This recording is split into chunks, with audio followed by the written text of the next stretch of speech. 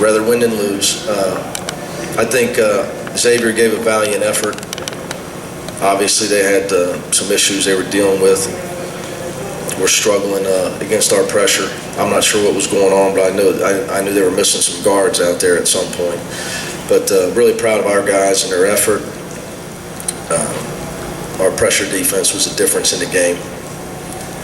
Obviously, our offense in the first half was about as bad as it's been since I've been the coach at Cincinnati. I was highly embarrassed at halftime. And we did a better job of passing the ball and taking care of the ball. We only had 4 turnovers in the second half. Did a much better job at the point with leadership from Kashmir Wright. And just a much better job of trying to get people open and get each other open and play more team basketball. Too much one-on-one in the first half and too much early attacking a Xavier defense. They're too well coached. You're not going to throw one pass and dribble down the lane and shoot a layup against Xavier. It's just not going to happen. They got one of the best interior defenses. They give up points in the paint. They're top 20 in the country, and this year and usually every year. So we made it a game in the first half with our lack of patience and our ineptitude on the offensive end. And we got to get to a point where we're as offensively as tough as we are defensively. We were there last year, which is why we beat more ranked teams than anybody in America. So you see where my mind's at, you know. We obviously trying to compete for a Big East championship, so we're going to have to be much more efficient offensively to do that. But it's always, like I said, rather win than lose. Proud of the effort. Anytime you get 47 rebounds in a game and 20 offensive, you got to be proud of your guys. Did you feel fortunate to want to be down 2 the way you played the first half? Well, I always talk to our guys about can't let your offensive struggles affect your defense. If you do that, you'll get blown out. Especially if you're on the road. We opened the Big East at Pitt. We struggle in the first half on offense, and let that affect our defense, we'll get blown out. So we did a good job of not letting our missed layups and our turnovers. We didn't let that affect us. We only give up 24 points. Although they did shoot 39% on us in the first half, which is a little higher. Our average is better than that. So, but for the most part, our defense held us in there. But you couldn't have predicted their injuries that they were dealing with, but did the depth advantage unfold kind of how you thought it would maybe in this game? A little bit. I'd have liked to have gotten more out of Jermaine, G, and Shaq Thomas. Titus gave us 9 rebounds, 2 straight games. He's our leading rebounder.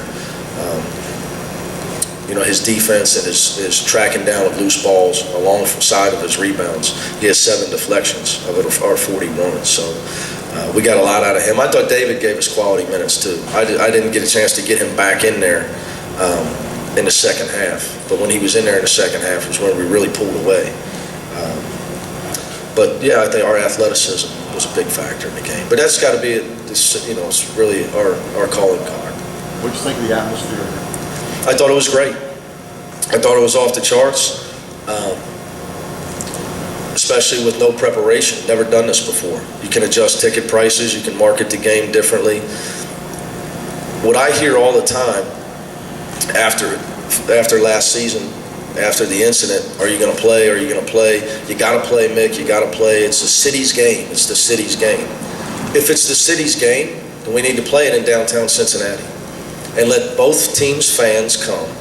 It shouldn't be secluded to season ticket holders only and students. And I also firm believer of what happened last year was anybody who's been around this game saw it coming for 3 years. And it eliminates the hatred that gets spewed in the on-campus environment. And it keeps it positive for everybody. And for the first time for this game, I thought it was off the charts. So it couldn't have been any better for the first time. I think it'll only be better if we commit to playing it this way. I have strong feelings about that. Because I represent a university, my job's on the line, okay? People don't want this game to go back to campus. That's great. Well, you're not the coach, okay? You have to go back to campus, and you're Chris or myself, okay? And you got kids running through tunnels with stuff being thrown at them, okay? I got a 71-year-old father who's got stuff getting thrown at him last year, paint all over him. Our former president's getting hit with paint things. That stuff shouldn't happen, okay? I have no interest in being a part of anything like that, whether was used to be at Charlotte when we get hit with quarters. And so this was all positive, and it's only going to get better. I just think I saw it coming. I've been a part of this. It's not my first time. And I think that the people that are responsible for it should see the big picture. It's about our universities and celebrating our universities and our cities, so let's do it. Sean seemed to set the tone right away in the second half. Even before the game was over, he was high-fiving people in the first row. He hugged the president afterwards. Can you discuss a little bit the satisfaction that he seemed to take from not only winning this game? I would disagree with you, Doc. He does that all the time. He's a guy. We had a game earlier where the cameraman fell. During the game, he stopped playing, went over and helped the cameraman up. You come to one of our practices, he's going to walk over, shake your hand, introduce himself, and say, "Nice to meet you, Mr. Doherty." That's just who he is. Now, I'm not going to say our guys didn't want to win. They weren't excited about winning, but he's that way. He's got one of the best personalities and character of any kid I've ever coached. I said this when he redshirted. When that kid's a junior, we're going to have a great team. When he's the leader of this team, one of the leaders of this team, we will have a great team. Because when you have a special guy like that, his work ethic and his attitude of positivity, it permeates throughout our team.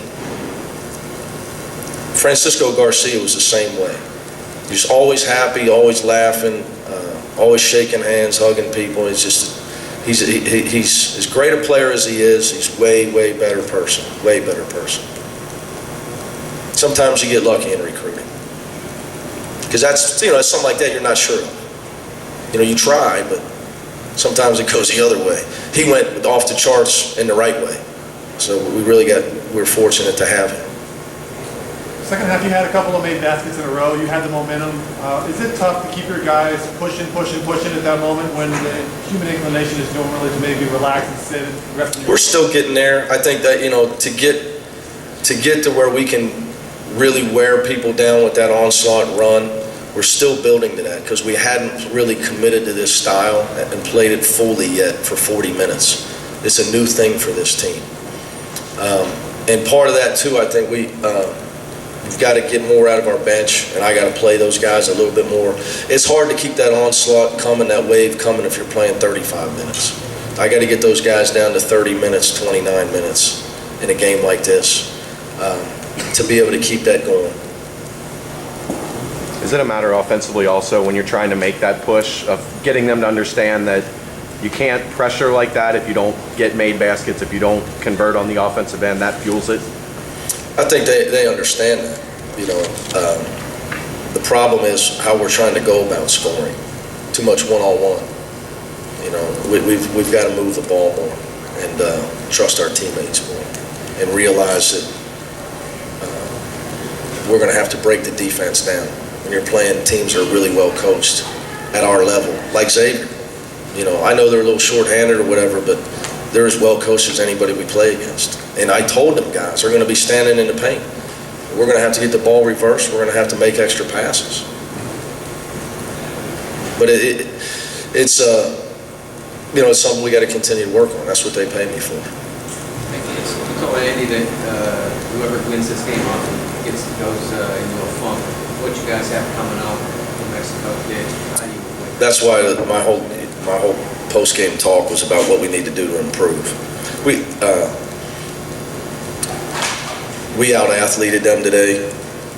We executed in the second half pretty well, but it's not a game that's indicative of what we're going to have to deal with a team at full strength like New Mexico, Pitt.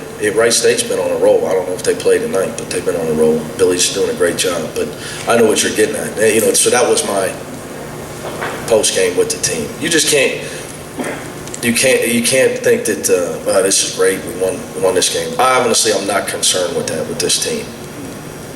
because there was no, hey, we got to win this year and all that type of stuff. Not from these guys at all.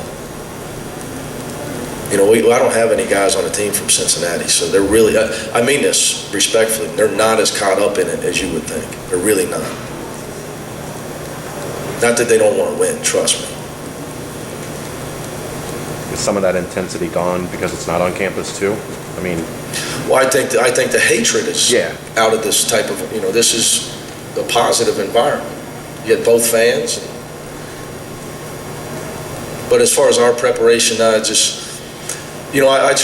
was good that we only had a few days. And, you know, I think this year, my concern is going forward. And I don't want it to ever start over again.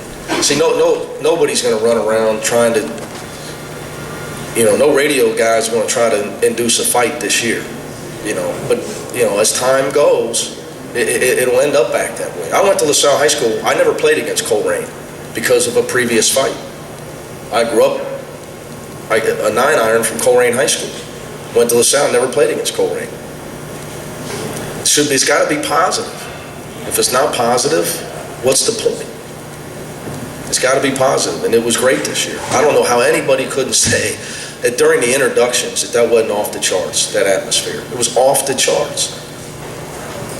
It reminded me of the Final Four, for people that were there, when Louisville played Kentucky in the Final Four.